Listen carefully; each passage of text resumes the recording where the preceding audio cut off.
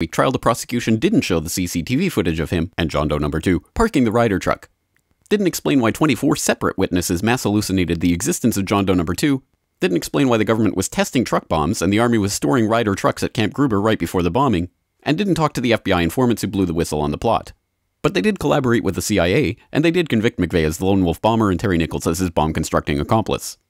Still, a bunch of crazy conspiracy theorists, including 300 bombing victims, insist on talking about facts and evidence and refuse to simply believe what they've been told a million times by people in tailored suits with well-coiffed hair.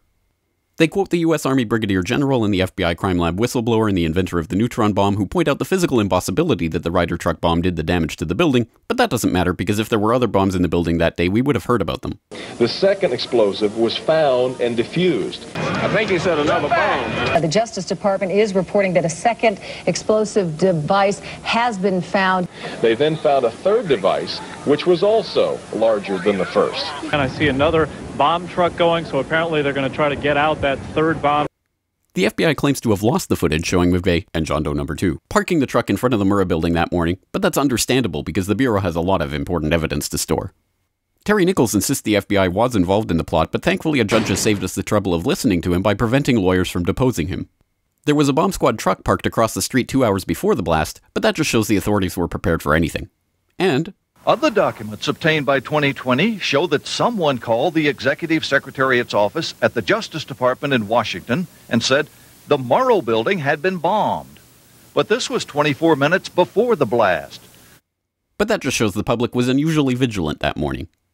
Also, apparently, before the bombing, Governor Frank Keating's brother, Mark, had been working on a novel about a terrorist bombing in Oklahoma City. Stranger still, one of the characters in the novel was named Thomas McVeigh.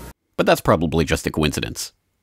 McVeigh wrote a letter to his sister where he admitted to being a secret Special Forces operative and he complained to friends of the pain in his ass from an army-implanted microchip, but that's crazy because if he didn't actually leave the army in 1991, there would be proof of that.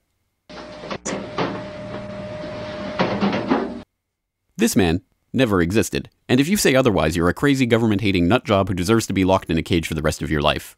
Likewise, him, her, them, her, and him. And him and him. McVeigh was not executed on May 16, 2001 as scheduled because the FBI had failed to turn over thousands of pages of evidence to McVeigh's defense attorneys. But the execution went ahead on June 11th. In a highly unusual and secret agreement, no autopsy was performed. One witness said he was still breathing, and the prison officials admitted his hearse was a decoy. Then, the case was officially closed. This is the story of OKC as told to you by the same truth-tellers behind perhaps a profoundly lonely man who craved attention but found consolation in doing good.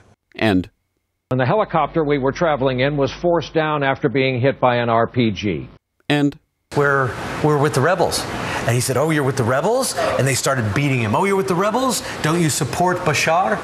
And if you question any part of this story, you are a paranoid wingnut birther, truther, tenther, prepper, conspiracy loon who should feel guilty for having been born. If you love baseball, fluffy kittens, hot dogs, Barbie, Star Wars, and freedom, you will never ever bring up any of these points ever again.